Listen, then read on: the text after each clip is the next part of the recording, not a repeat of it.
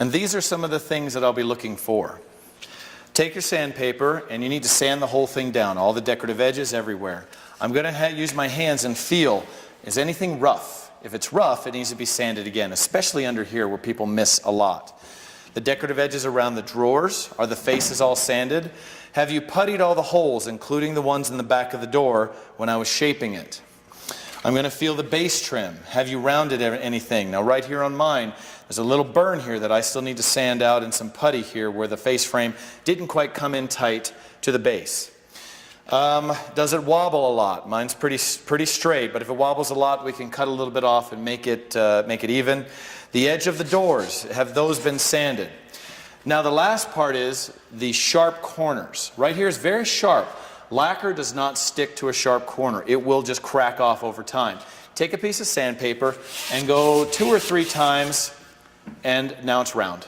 Now you look at it, it looks square, but to the touch it's not sharp anymore, which is exactly what we want. I have seen people cut their finger on a sharp edge of wood. Go all the way around the inside of your door, on both sides, on the back of the door, all around these sharp edges, so that when I touch the door and the drawer, I don't feel those sharp corners at all. That is the biggest part, the biggest difference between professional furniture and amateur. They took the time to called breaking the corner or rounding off, softening the edges. And we do that all the way around all of your parts, the lid, everywhere. Once you're done sanding, then we're ready for the lacquer room. We'll lacquer it twice, normally for the base coat, lacquer twice, and then if you want to glaze it or anything else, then we'll do it then.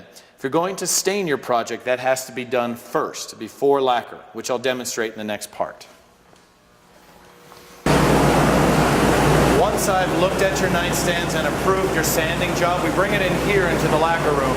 Now you can hear the vacuum system running. It's kind of loud, but that's to keep all the fumes out so that people don't have some problems with inhaling too much. So in here, it's on a turntable.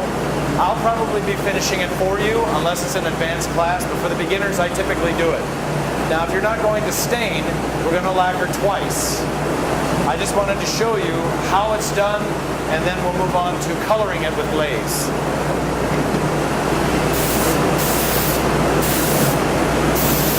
Now as I lacquer, you'll notice that it turns color, a much darker color.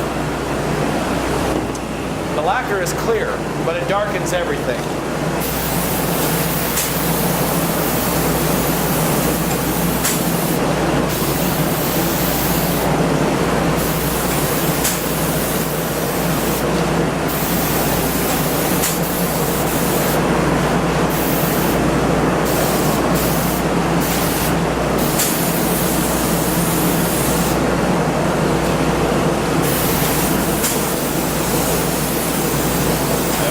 A little bit each time, put a nice thick coat on.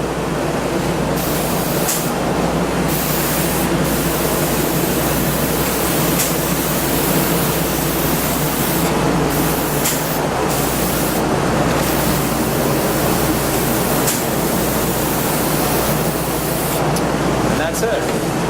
Now that it's done, we'll pick it up and put it on the shelves over on the side. But after this, we'll sand it down, put on another coat, and then color it.